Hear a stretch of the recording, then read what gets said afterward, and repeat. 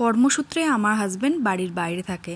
বিয়ের প্রায় মাস দুয়েক পর আমাকে শ্বশুর বাড়িতে রেখে সে তার কাজের জায়গায় চলে যায়। দীর্ঘ 6 মাস পর সে আজকে বাড়ি ফিরেছে। বিয়ের আগে থেকেই ও এরকমই কর্মসূত্রে বাড়ির বাইরে থাকে। বিয়ের পরপরই সে আমাকে তার কাছে নিয়ে যেতে পারেনি। তো এবার আমাদের মধ্যে কথা হয়েছিল যে একবারে আমি আর আমার বাচ্চা সমেত আমরা 3 জনা একসাথে তার কাজের জায়গায় চলে যাব।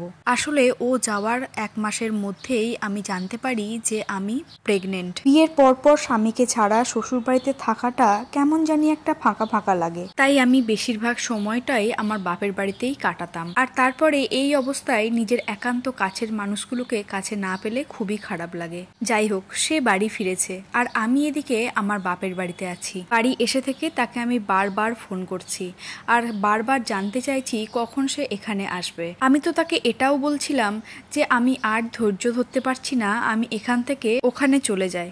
সে আমাকে বারবার বলছে, না এরকম পাগলামো করো না, আমি একটা মাত্র রাত এখানে কাটিয়েই তারপরেই তোমার কাছে চলে যাব। যাই হোক, তখনকার মতো ফোনটা রেখে আমি ঘুমিয়ে পড়লাম।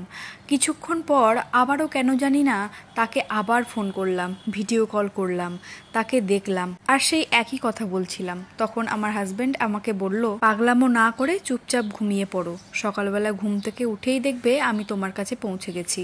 তার কথায় আশ্বস্ত হয়ে আমি তখন আমার অনাগত সন্তানের সঙ্গে কথা বলতে বলতে কখন ঘুমিয়ে পড়েছিলাম। সকালে আমার মায়ের ডাকে ঘুম ভাঙে। মা আমাকে বলল, ওঠ, তাড়াতাড়ি ফ্রেশ হয়ে নে আর তারপরে খাবার দাবার খেয়ে নে, অনেকটা বেলা হয়েছে, উঠে পড়। আমার মনটা তো সকাল থেকেই আনন্দে অস্থির হয়ে উঠেছিল। তারপরেও মনে মনে ভাবছিলাম, কি ব্যাপার, ও যে আমাকে বলল ঘুম থেকে ওঠার আগেই এখানে ও পৌঁছে যাবে, তাও কেন এখনো আসেনি। আমি ভাবলাম হয়তো অনেকদিন পর বাড়িতে ফিরেছে, তাই হয়তো মা এত তাড়াতাড়ি ছাড়েনি।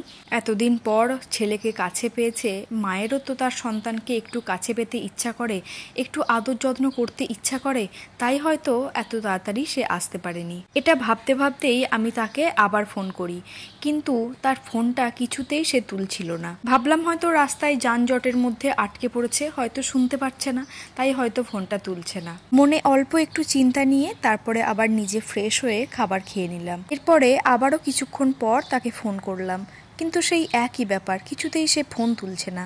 এরপর কিছুক্ষণ পর আমি আমার শাশুড়ি মাকে ফোন করলাম। আমার শাশুড়ি মা বললেন সে অনেকক্ষণ আগে বেরিয়ে গেছে, ভোরের বাস ধরেছে।